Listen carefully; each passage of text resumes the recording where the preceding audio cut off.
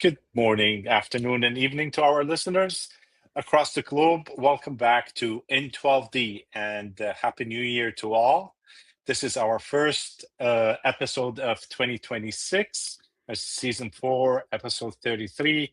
And with me in the studio, my lovely co host from Ireland, Susie Vaughn. Susie, welcome back. Hey Ramsey, it's so cool to be back. It's like kind of getting back up on the horse, and it is the year of the horse. It's like back on the saddle now. Here we go. And what a great start we're going to have to this year. I'm excited about our guest. I'm always excited, but there's a lot to explore with our guest this evening. She's a fifth generation psychic medium, but she's also known for her bold and strikingly accurate predictions about world events. So we're hoping that there might be some predictions coming through the this episode today, and we warmly welcome Dallisa Hocking. And you're so welcome. You're in Idaho, I believe, and we're delighted to have you with us. Yes, I am in snowy Idaho, close to the Canadian border. And yeah, I'm so excited for this conversation. I think we're really going to get into some interesting topics. Absolutely. Like we feel like that there's a we were trying to figure out where we'll jump in here, like, so because you've amazing experiences that I think our listeners are going to really enjoy hearing about. So do you want to just jump in and tell us, how did it happen? How did these psychic gifts sort of unfold for you? Obviously it was in your family all along, but for you as an individual personally. Yeah, this was not in my life plans. I did not wake up one day and decide like I'm going to be a psychic medium. So but my grandmother had these abilities, her grandmother had them. So I was very used to talking about predictions, and my grandmother could see full body apparitions with her physical eyes. So we would talk Hmm. about, grandma, what did you see in your house last night? So I was like half terrified and half intrigued by, what she would tell me. So I had that knowledge, but yeah, in 2015, everything changed overnight. I was actually working at a business school in the US, and I owned a company that was all about matchmaking and hosting dating events, which sounds really fun. And I decided last minute that I was going to travel to New York and go to the Omega Institute and go to a workshop on the study of synchronicity, how everything happens for a reason. And my life could not be more ironic. So I go to this workshop on synchronicity, and all of these like things happen on the trip. For example, Dr. Eben Alexander, who's a neurosurgeon who had a near death experience, he was telling us the story of his near death experience as the retreat is opening up. And there's a part of his story that involves a butterfly. And here we are at night in New York, and he is telling the story, and a butterfly comes and circles him while he's standing at the podium sharing his story. And of course, like the whole room is gasping. That's just one example. So I Wow. get to the last night of my trip, and I just so happened to have a former work colleague of mine and a friend who had a house near the Omega Institute in the middle of the forest. And he said, "Come on over. We'll eat dinner. Like, let's catch up." So I went over there, and I don't know his family. Like, I just know him. And we're eating dinner, watching a movie, and the phone rings. And his family had called to let him know that unfortunately, his aunt, who he loved very much, fell down a flight of stairs and died unexpectedly. And of course, I my heart breaks. I give him my condolences. He goes upstairs and goes to sleep. I head off to the guest bedroom. I don't really think anything else of it because, I didn't know his family. I didn't know her. And so I Mm. just went to sleep. And that night changed everything. While I was asleep in the dream state, the astral state, I could see her. I knew it was her, even though I'd never met her or anything. I just felt it through my whole being. And I could see her. And through telepathy, she was not moving her mouth. She says to me, please tell my nephew I'm okay. I made it to the other side. Wow. And so the next morning, I'm coming out of like the fog of being asleep and remembering what happened. So I go out to the kitchen and I said, hey, listen, I got to tell you what happened. So I tell him the story. He asked what she looked like. I described her hair, her facial features, and he said, that's her. So that's what started everything. And a couple of days after that trip, I was at lunch with a friend telling her this whole story about what had happened. And I reached for my phone. I actually started crying because there was a photo, a text message that had been sent to me, and it was a photo from her service that day.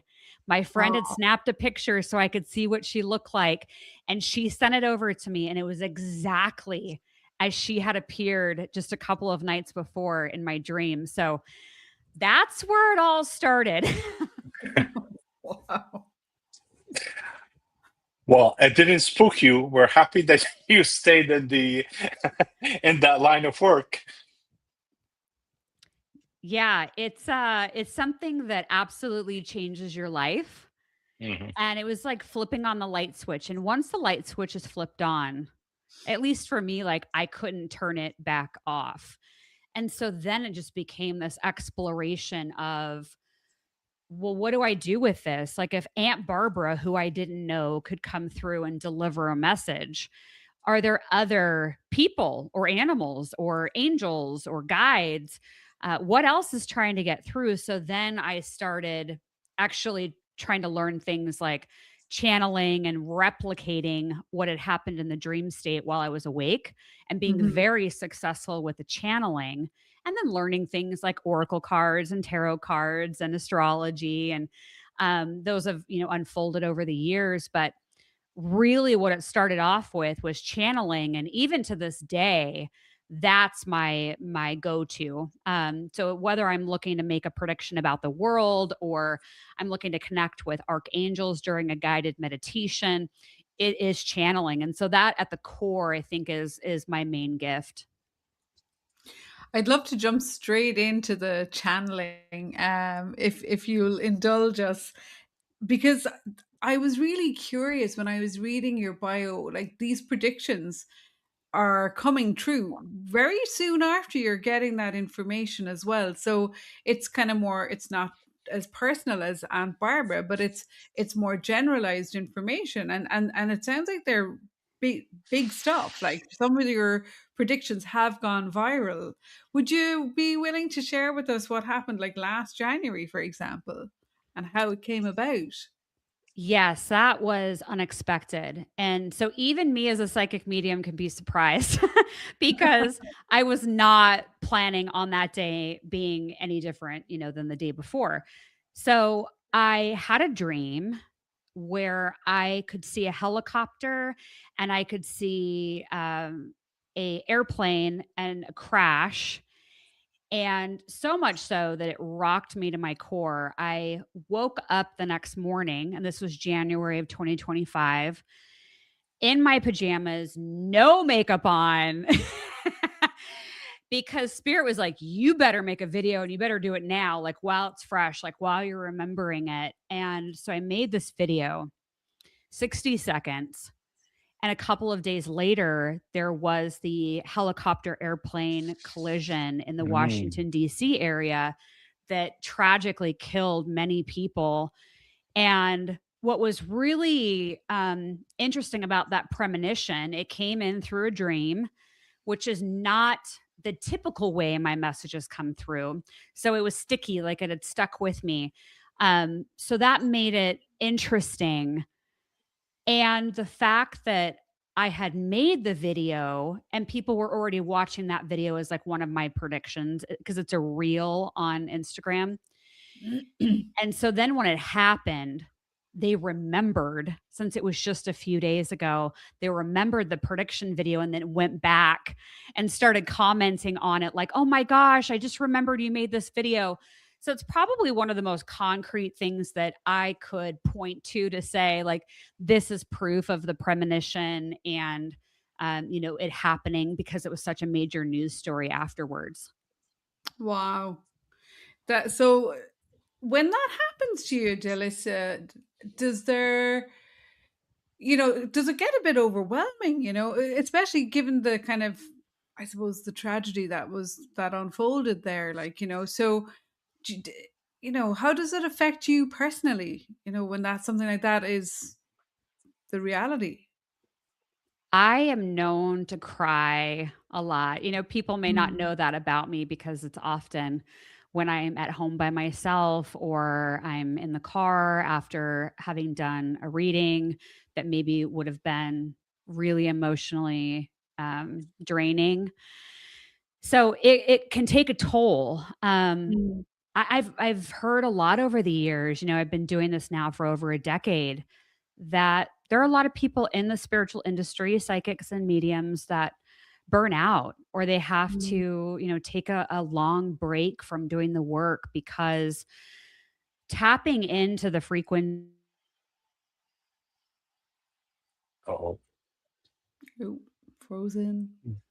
Dallisa, Okay, she'll probably get back in there now in a second. yes, So bear with us. that was an unexpected technical glitch. But Yeah. while we're waiting for her, you know, Susie, you and I, we took mediumship classes, and we were helping others doing readings and aligning things and getting information from the spirit world. It does have its benefit, doesn't it? Don't you feel that although sometimes it comes in heavy, but other times it's kind of rewarding, I find.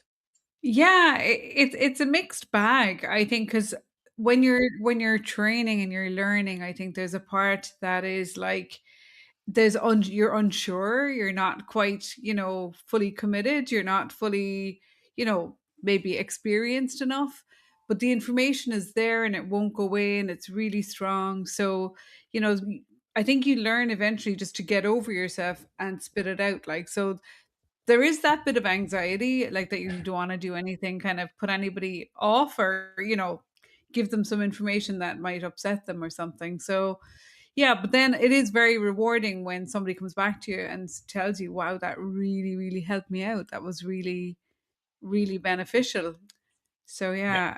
yeah, it's a mixed bag, but it's maybe a good segue into our next question because I think we've got Delissa back on. Can you hear me okay, Delissa? No, she No. moved, but she kind of disappeared again.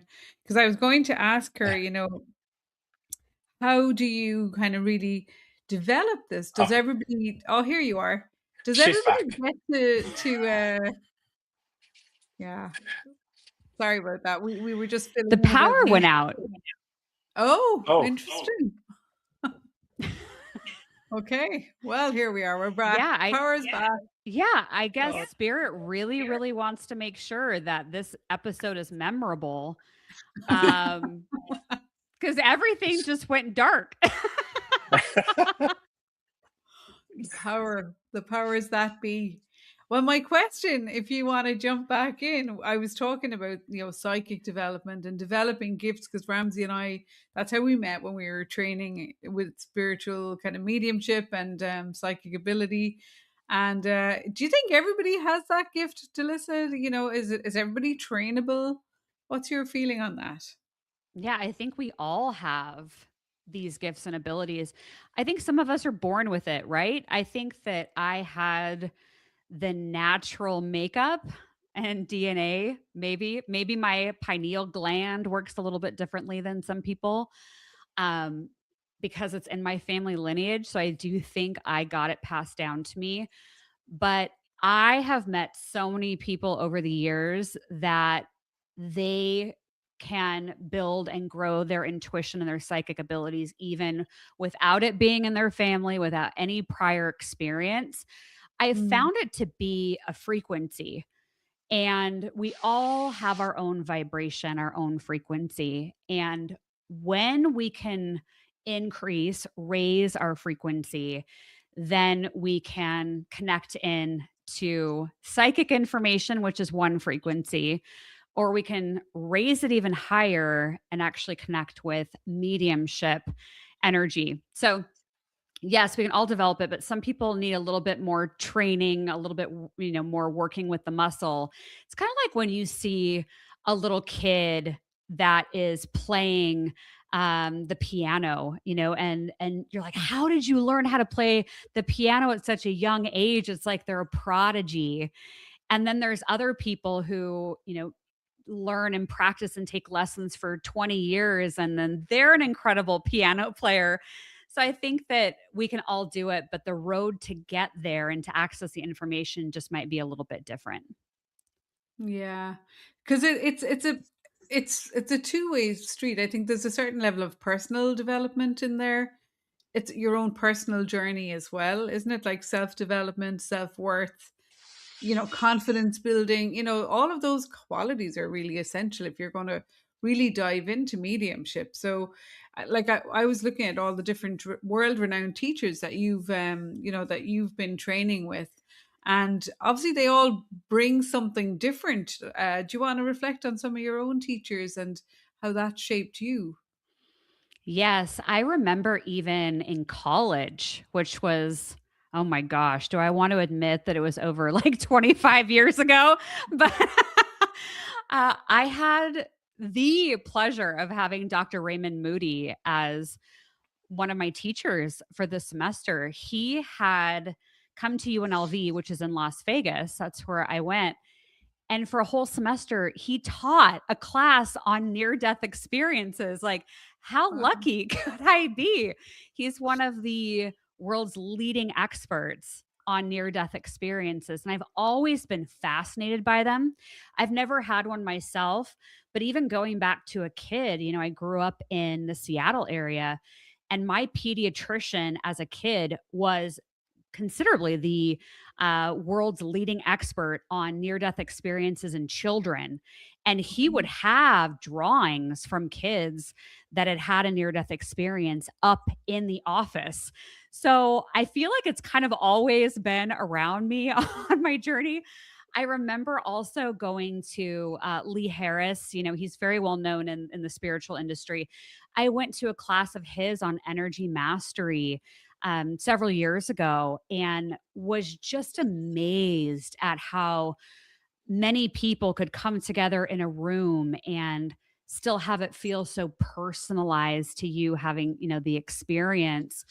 And so he really showed me how to work within groups. And then, years later, I end up having my own 90-minute live stage show where I'm pulling members of the audience up on stage and doing live readings. And so as I think about teachers I've had over the years, like each teacher like brought me, I think, an important tool or an ingredient that I have woven into my work. Wow. Interesting. See, I think usually the path is what makes us at the end because it's a accumulation of experiences that we just try to, we don't try actually, we just integrate into our beingness that brings us to where we are. And I think we talked about something like that before we got on, is we're moving from psychic into integration. Can we elaborate on that a bit? Yeah, I was just sitting at home a couple weeks ago and I had this overwhelming sense come through my body. And that's one of the, pieces where like, okay, I need to pay attention to this. Like it just feels differently, it hits differently. And it was this message of, you've been making predictions. You've been helping people hear these predictions so that they feel more comfortable with what's coming, and they can get more prepared. And then that's been great. But dot, dot, dot, you are now in the activation phase. And so Mm. I sat there getting like layer and layer. It was unfolding for probably 24 to 48 hours. And what came out of it was that listening to psychic predictions, because I've been there myself, more like psychic entertainment, where you go and listen to a forecast or you hear somebody's predictions about the world. And it can be entertaining, or it can also help you feel like you've got an idea of what's coming so you can better prepare. Mm. But what Spirit was saying is now it's about, what are you going to do inside of yourself?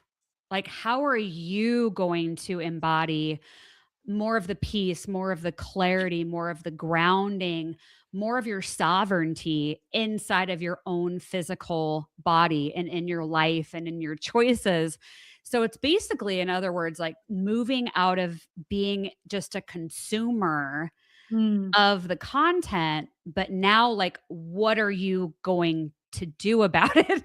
Because we obviously face so many different choices and situations, and we have so many different relationships in our life that we're really being asked, I think, especially starting here in 2026, who are we? Who Mm. are we? How do we identify who we are? And what I mean by that is, I think there's been a lot of people, and I've been there myself, where I've said, oh, here's my job title. Here's the company I work for. Here's my shiny business card. I'm going to hand it out to everybody at the networking event. And it really feels like this year is going to be a push towards, what if you don't have that identity anymore? How are you going to even describe to yourself who you are? And Yeah. so there's this, in like the collective energy, this identity crisis that feels like it's emerging, and it's going to be asking all of us, like, who are you? And that, I think, is going to require a deeper dive into ourselves. And so we may not be as passive in 2026 as maybe we have been in other times of our life. This feels like a, okay, I'm going to get in there and do the work now kind of year.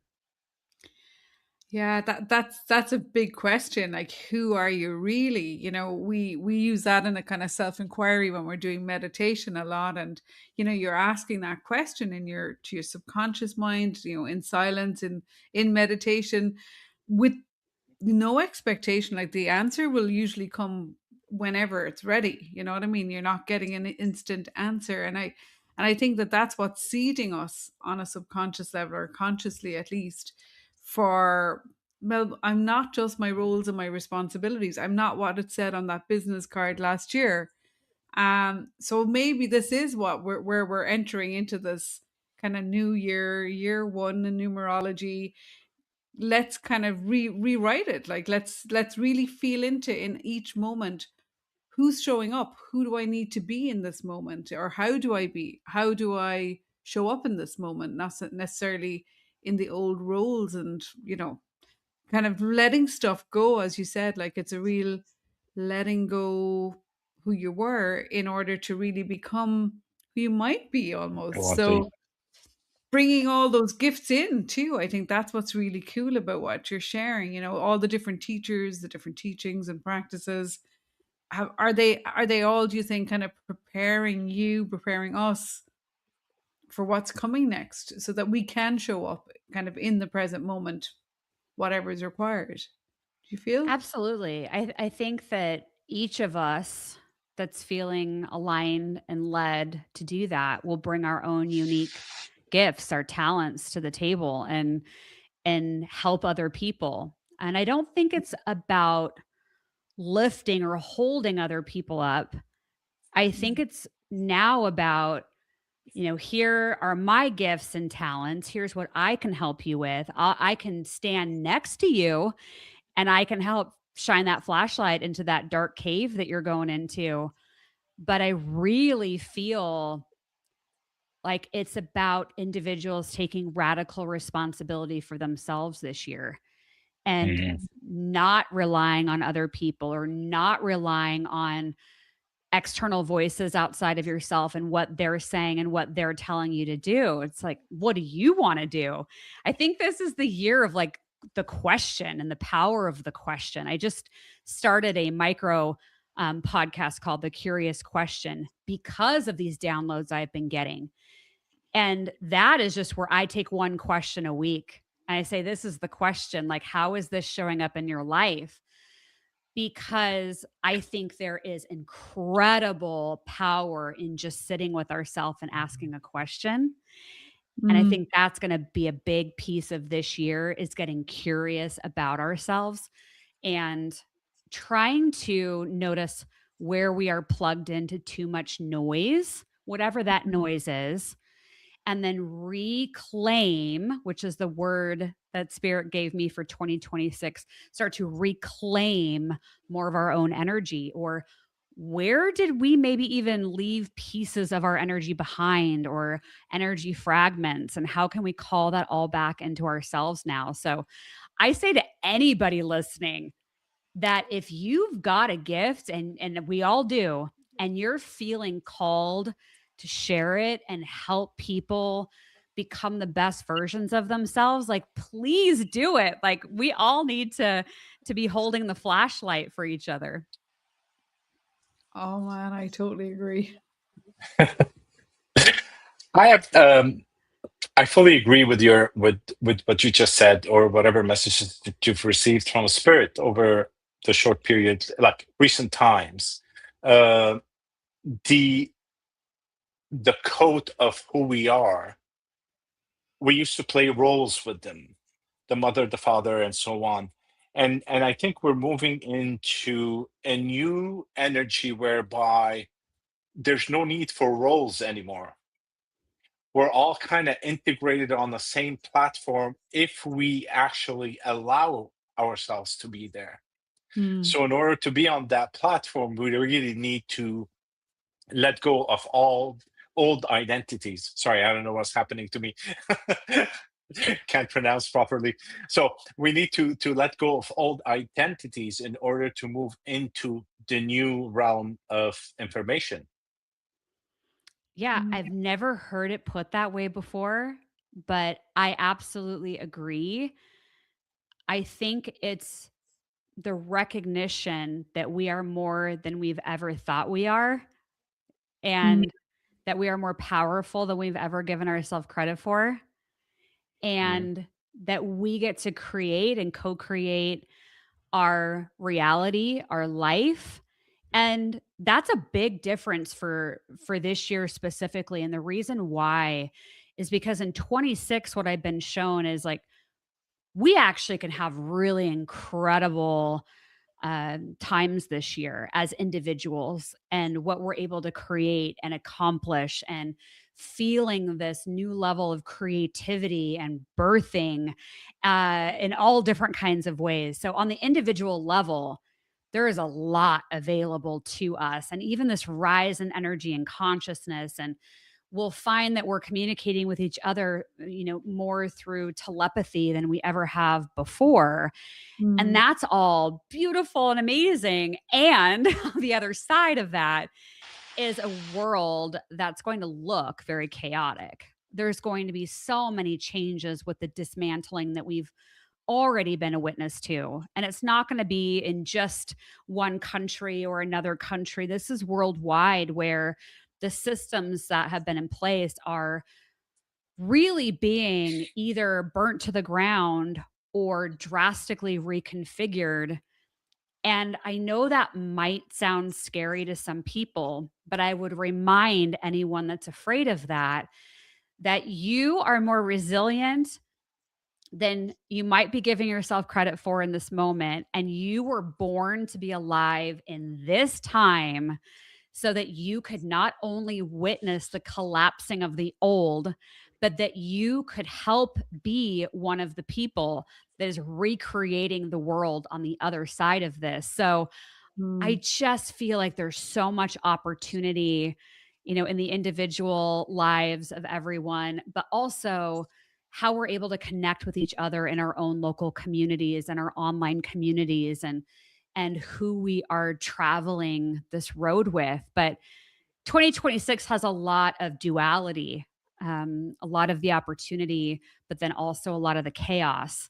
And so it's going to take conscious awareness as we move through this year, that if we ever feel like we are afraid or we feel out of control, then maybe consider, what am I plugged into that does feel chaotic or does feel noisy? And how can I bring myself back into my own body? Maybe it's through doing a grounding meditation or journaling, or going on a walk in nature. Like, how can I bring myself back to me and find that peaceful center in myself again?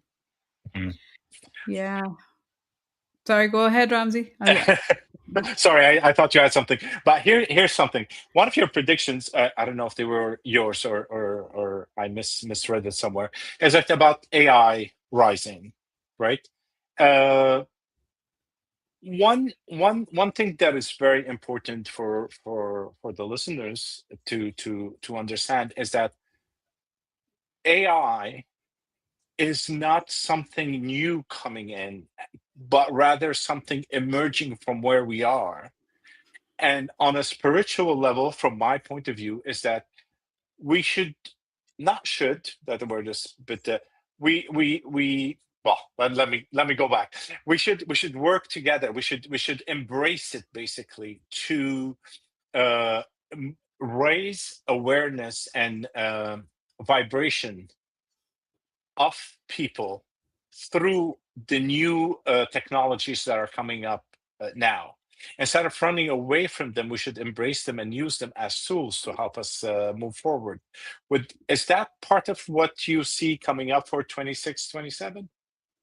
Yeah, AI is going to be a massive part of our life, and it's really going to infiltrate pretty much everything that we do in our day-to-day lives, including work. And I know that we've all seen headlines or had conversations with friends or family members about, well, what does this mean for our job or for our industry?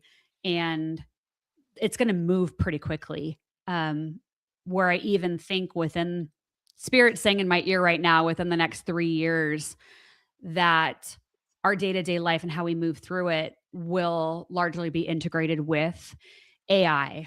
There will be outliers to that. There will be people that will not want to do that, and they will attempt, or they will be successful in living off grid, where they have more of their micro communities and growing their own food and building their own homes. And there will be more and more people that will do that because they don't want to be a part of the technological future. So we're going to see some of that. But I think that as far as what I've seen with it, we've actually had it before. The reason why I say that is, at the end of my psychic stage show, I channel a message and I never know what's going to come through, and I don't remember it afterwards. Not too long ago, I did just that. And a friend of mine was in the audience and came up to me afterwards and said, "Do you remember anything about what you just said?" So I feel like it was something about AI. And she goes, "Listen, you talked about how we've had this technology before and how we did not use it in a way that was of the highest frequency, highest consciousness, and it ended up destroying the world that we lived in. And that humanity now is going to reach that crossroad again. And what we choose to do with it is going to determine what our long-term outlook as humans is going to be like on this planet." So I do actually think it is a massive thing that we need to keep on the forefront, and we need to keep having conversations about it. And we need to trust our intuition on how we want to use it or not use it in our own lives. But I do think, regardless of what we do on an individual level, this is going to be a big part of the collective landscape.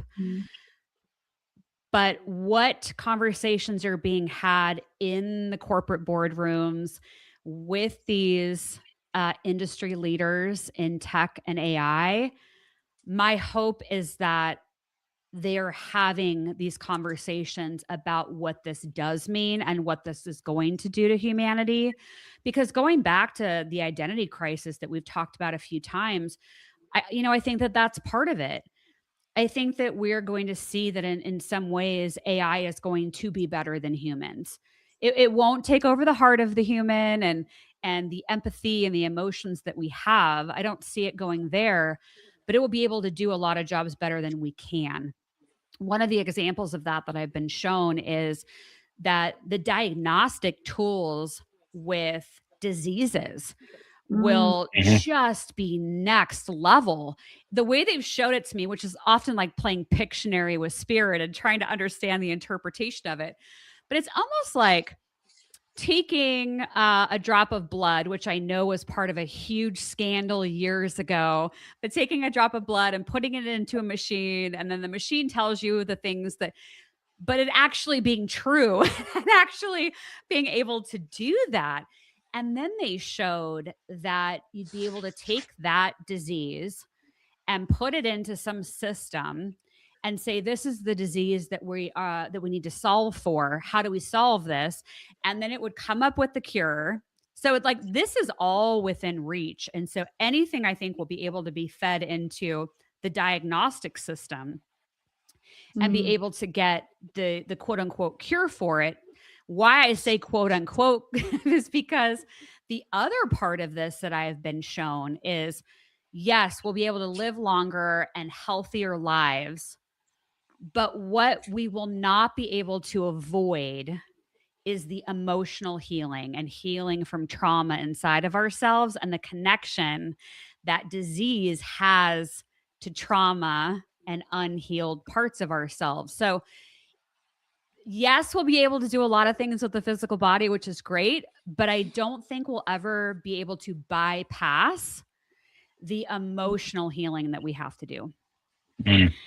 Yeah, like I could go along with most of what you're saying there, and I think it'll bring a feeling that we'll have more time to ourselves, time with each other, time in our communities, time in nature. I think it'll free up a lot of people because some of the jobs that AI will take over, okay, it might seem scary to somebody who's very, relying on a certain, role or profession or something.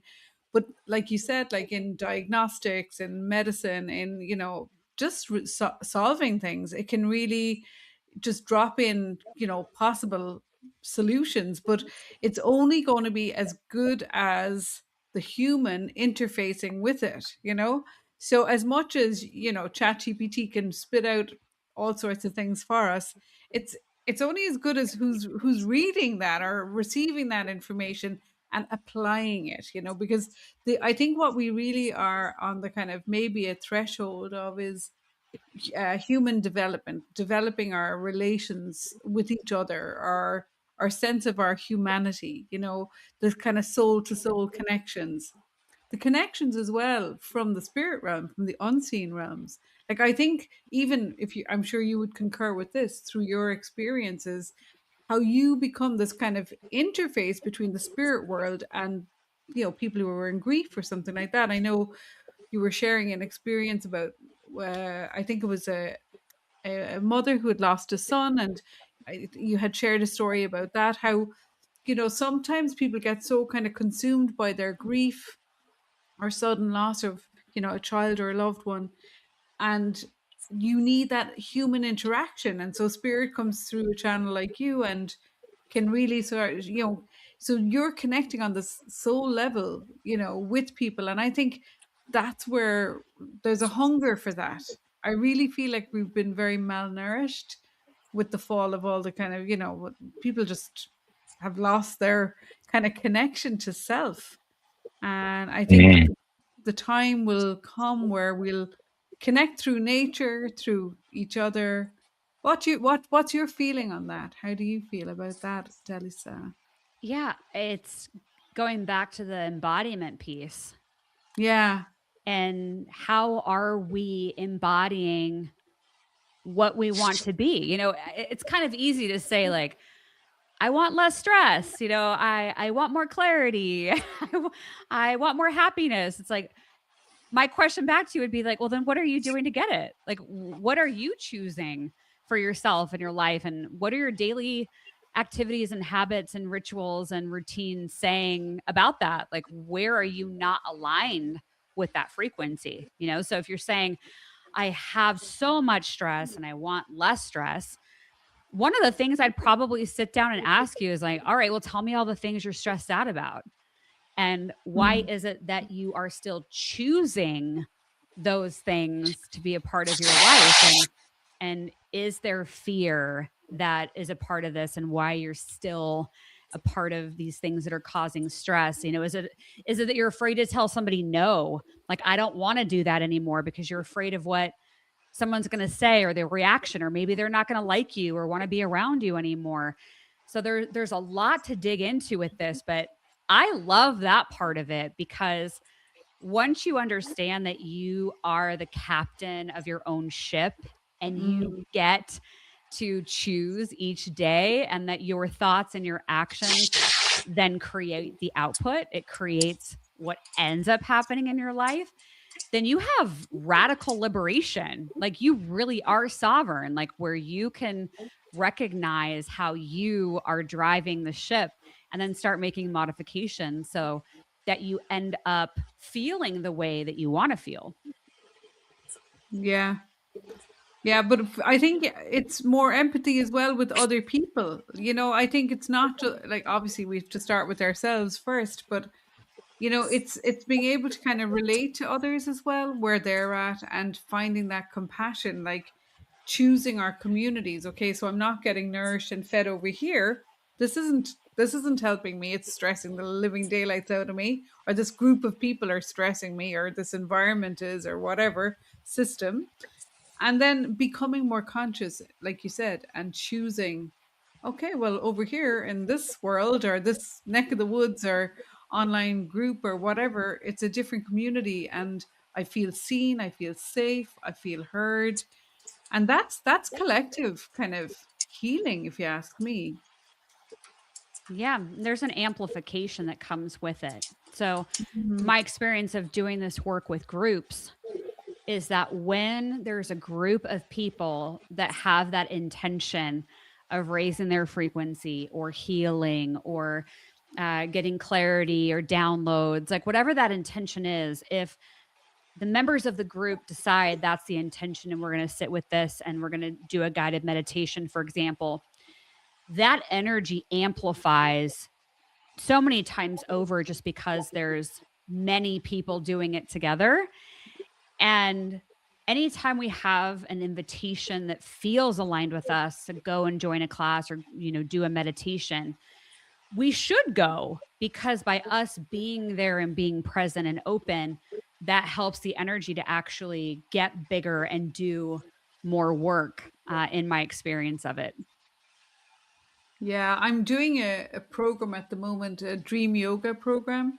And it's been really interesting how that kind of collective energy is amplifying the experiences. Because when people come into the dream salon and share aspects of their dreams, even if they're just fragments that they're getting, it's like it's building something. You know what I mean? This shared experience is building, and it's kind of moving. We're moving as a tribe or as a group together. You know, it's not an individual experience anymore. So yeah, I'm really fascinated by the information that can come through in the dream state, and by us being conscious going into the dream state with clear intent, like asking questions, seeking solutions, you know. And like, I'm curious, do you use kind of your dream state if you're caught or stuck in something? Would you communicate with spirit through dreams yourself, like not them coming to you in the dream, but you going to them? I was dying to ask you that question. I have like written a question on a card, and then put it under my pillow before I go to sleep at night. So if there is really something that I'm having a tough time sorting out and getting clarity on, I have found that putting that question under my pillow is like the intention of seeking the answers out, that I will sort it out when I'm asleep. And when I wake up the next morning, even if I don't remember the dream itself, I will have more clarity about what it is that I'm supposed to do. So I've worked it in that way. But I've had like very vivid, realistic dreams. And I've noticed that if I meditate right before bed, my dream is more memorable and more vivid. And so doing even a 10-15 minute guided meditation on whatever topic you choose, I think could really amplify what you can bring through in the dream state.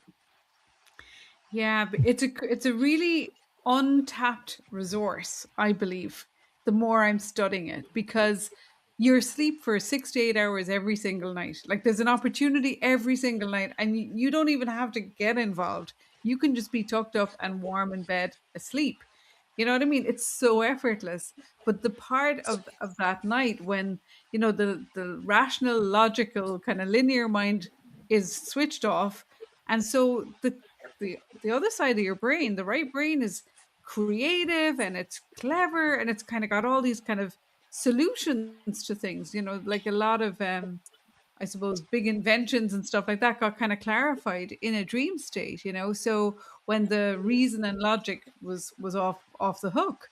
So it's like, I think you could be doing this every night for all sorts of questions. And maybe I feel now that we're beginning to kind of work out some karmic kind of traits or seeds that we have within ourselves that we're here to kind of work out. And it's that waking up with clarity and just kind of inner knowing. I get what I need to do today, and you're looking forward to it. Like it's a heightened state that you come into your waking state again. Absolutely. We spend, like you said, so much time asleep. So why not use that time with more intention and connecting with, either ourselves in a deeper way, but you can also connect with loved ones on the other side in your dream state. You can go astral travel and go connect with beings that aren't of Earth. And there's all kinds of stuff you can do in your sleep. So yeah, why not? We spend a third of our life doing it. So why not? Ladies, sorry to interrupt, but we're almost at the end of the thing. We only have like 10, 13 minutes to go, and I'm still waiting to hear your 2026 predictions. I'm on the edge of my seat. So I love that. I love that you're like, listen, I've been waiting. Yeah. So I think what I'll probably do is just kind of fly through these, and some of them we have talked about AI and just about the chaotic energy on the outside, and then how we can be calm and peaceful in the inside. Yeah. So the digital currency, I do see money changing, and I think that's going to become more and more evident as we get through 2026, that the currency that we're currently using and wherever we live, that is going to be pushed into a digital system. And I think more and more people are catching on to that and having conversations about that. There will be those people, like I said, that say, I don't want AI. I don't want all this advanced technology. I'm going to go live in my little community. And there is something very appealing about having a tiny house community. But yeah, so I think we're going to see mixed responses to when that really starts getting rolled out. But that feels more global. In other words, just like you have a credit card today, you can go to a different country and use your credit card in most instances. So it's that kind of model. In terms of a prediction about the United States, which I think is important because I do think it's going to trickle out into other countries, is that I have been shown that the office of the presidency of the United States will actually change, and the amount of power that office has is going to shift as well. So this feels like we're going to be going more into the states and the states governing more so than the federal government. And even more so on a micro level with like our town, our city, and not only elected officials. It feels like there's going to be a bigger push for grassroots driven groups and non-elected officials that will be leading different communities. So I do think that there's going to be shifts with different government systems in various countries. So we're going to see a lot of news headlines about that and how who we know to be in power now will no longer be in power. So even if we live in a country where there is a president or a prime minister or someone like that, even if they have a term, like let's say we know they have 3 years left, there are going to be in many scenarios that there will be many leaders that will not actually finish their terms because of how quickly leadership will be shifting. So to clarify that also, I do not see Trump finishing his presidency in the United States. And I wish him well. I wish everyone well. I don't have a political lean one way or the other. But I would want him, if he was listening to this, I'd say, please take really good care of your health. And I know there's been some speculation about that, but I was just noticing some turbulence in the energy around his health this year. I do see more people leaving major cities around the world and migrating out of those major cities. And I also see more people moving away from coastlines. And it feels like there's going to be a rise in water on the coast. This doesn't feel like it's overnight, but it does feel like it gets enough people talking where they're not going to want to live right on the water. So I do think more people are going to be moving inland. The world map is going to change. I've been shown, especially as I tune into the United States, that there will be boundary lines that will be redrawn for some states merging together. I do feel like there is going to be more conversations about the US and their involvement with other places like Cuba, Colombia, and Greenland. So what happened in Venezuela doesn't feel right now, as I look at the energy, as the one and done. This feels like right now in the energy, it sits as this was the first. So it feels like there's going to be more of that making headlines. We talked about AI with the prevention and cures, which is really great. I also see that there are more, I would maybe call them homeopathic, more natural remedies that people will be using at home. And the use of sound and light therapy, using that more than ever before with different ailments and helping us feel more vitality in our bodies. So I think there's going to be different devices that we will have at home that we will be able to kind of, in essence, plug into, that will be able to shift our frequency. And as we shift our frequency, then we kind of rid our system of toxins. So it could be like a combination of different tools that are available on the market right now, but it just feels more like they're just showing me an image of Star Trek. It's like, do we go into some kind of chamber, or like, how does this work? Because it feels like it does like a whole reboot for our energy, which will help us to stay living a healthier, longer life, which is great. Let's see here. Transportation changing, I had written down as well.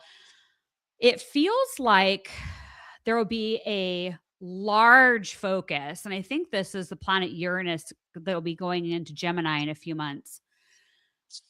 But it feels like there's going to be drastic changes to the local community, and where you live is going to be a bigger factor probably than ever before in how you experience life on a day-to-day basis. So, for example, if you live somewhere right now where you feel like you enjoy being around the people in your community, you feel like there's groups and communities you can plug into, like micro communities, and you feel aligned with the vision of your town, then great. That's great. However, if you feel in your heart that you are not living in the right location for one reason or another, you may really feel this year a nudge to move somewhere where you actually feel more aligned with the community.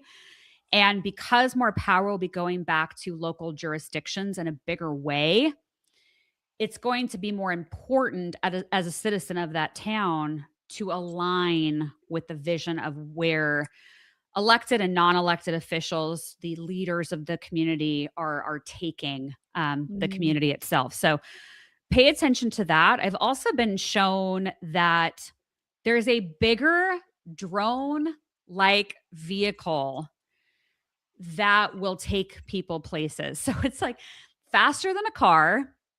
It feels safer than a helicopter. But if I had to kind of equate it, I would say it's like a helicopter, but it looks like a big drone that you sit inside of. And they're even showing this to me as I'm saying this, where you can get inside and like hit the button and like beep, beep, beep, beep. And then like flies you to your place. And then, but it feels like it's really meant for more like local travel. So it wouldn't surprise me if the airspace around the world, not, interfering with airplanes, but if there's a lower airspace where these drone-like flying cars will be like an Uber that will just kind of take us back and forth. So I thought that was really fascinating. Let's see. Yeah, and I also think that using our unique talents, which we've talked about today, and using them in a way that helps with raising frequency in whatever way that is, healers of all kinds, they will be very, very, very busy. So will therapists, so will life coaches, because of the amount of people that have not awakened yet that will be awakening. So even if you're like, gosh, I really wanted to be a life coach, but I feel like I'm too old or I missed the boat, it's like, please, no, we need you. So I think that more and more of those types of professions will get incredibly, incredibly busy. And I would just say, use your unique gifts and talents to also impact your local community as well, not just online, but connecting heart to heart, because that is something AI, like we've talked about, is not going to be able to replace. And so as technology and AI starts integrating more into our daily lives, it will become more and more important to get out of the house and actually talk to people in real life. And so as you move through this year, I would ask you to consider, when you're at the grocery store, wherever you're out doing at the bank, wherever you're doing your errands, what if we just looked at the person and smiled and actually asked them, like, how are you doing today? Like, has it been busy? What have the customers been like today? And just strike up a conversation like a normal human being having a heart-to-heart moment with someone else, because that is what connects all of us, is our heart energy. And so we're going to be asked to do that a lot this year. Watch for the identity crisis that I mentioned earlier. And with Neptune and Saturn going into the sign of Aries, I think there's going to be potentially a lot of overinflated egos. And so if you find this year that you're having to be more thoughtful about where you're plugging into, who you're listening to, who you're spending time with, that could be a part of that energy. And just know that when you've taken that time within yourself and embodied in that peace, that clarity through meditations and journaling and going on walks in nature, like you will be guided to the right people that align with you. So if it's too noisy, it's okay to say no this year, because I do think there's going to be a lot of egos, even louder than 25. I think 25 was the warm up to 26. And I do Oh, think, dear God. and I think 26 will be more chaotic in the world than 25. And I think a lot of the rebirthing that I think many of us are so excited about, and like, what does that look like? And how can we be involved? I think we see more of that start in 27. But this year feels like a tornado going through all areas of our lives. And anything that is old and outdated, that is not of a high frequency with integrity, feels like it's on the table to be dismantled. Wow, that's a lot. That's a lot. You heard it. I hope you got. I hope you guys would listen to this podcast again 3-4 times to capture everything, because there was a lot in there to untangle. I just want to put something up, because a friend of mine who's an astrologist, she said that in 2026, a lot of people are going to start waking up to the changing realities after Saturn pulls away from Neptune later in the summer and fall. Thanks, Michelle, for this point, which is in line with what you were saying, Dallisa, but more on an astrological, from an astrological point, basically where the planets all align. Out with the old, with absolutely. So I know we came to an end, but I still have a lot to talk about. But this is what I'm going to do for now. Listeners, if you want to have an online quiz to discover your psychic gifts, okay, there's one available for you on spiritandsparks.com. Actually, on the first of the page, you'll see the link to it. It's Discover Your Psychic Powers quiz, and you can get on here. I'll put it up again. You can get on and do your quiz and see where you if you're a psychic. And I'm sure 90% of you, whoever tries this, of course, you're a psychic. Well, that was an amazing podcast. Dallisa, thank you so much. We really appreciate you jumping in on the first episode of 2026, year one, year of change, well, year of solidifying your future vision of yourself. And Susie, do you have anything you want to add? It was a lot, and I really want to go back and listen to this a couple of times before it settles in. I feel like it was really dynamic, your predictions, Dallisa. Like, as much as you're kind of preparing us for, a lot of change being kind of started, and whether it'll go through to 2027, 28, I don't know, but it's dynamic, it's moving, and I think we're ready for it. I think we're ready to move with it. And like, I loved that last piece of advice, like, reach out to the person serving you, make eye contact, remember your humanity, like, you're human after all. And look up from the phone every now and then and see who's sitting beside you, and make contact. I think that's really a beautiful takeaway from everything you've said. So I want to get you back on. I'd love you to come back on, maybe halfway through the year or something. It'd be really cool to review some of this and see what else has come in the meantime. So we'd love to get you back. If ever you're free again, we'll take you anytime. Yes, I would love to. And this year is going to go by really quickly. So 6 months will probably feel like 6 weeks. There you go. You heard it here. Thank you so much. It was an absolute pleasure. Thanks, Ramsey. Thank you. Thank you.